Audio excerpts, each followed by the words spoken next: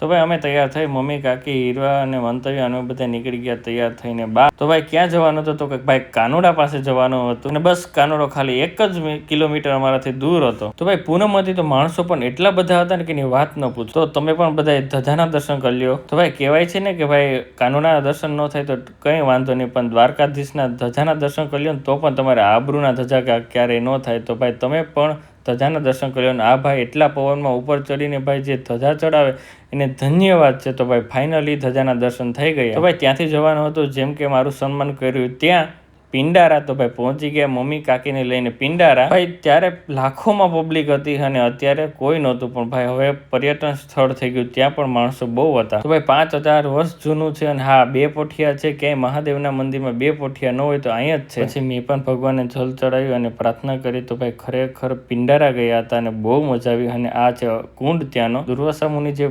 પિંડકાંડ કરતા ત્યારનો કુંડ છે. અને ત્યાંથી ગયા મહાપ્રભુજીની બેઠક છે. જે આ બેઠકજીની બાજુમાં જે ખીજડો છે 5000 વર્ષ જૂનો છે. તો ભાઈ ખરેખર અદ્ભુત દ્રશ્ય હતું.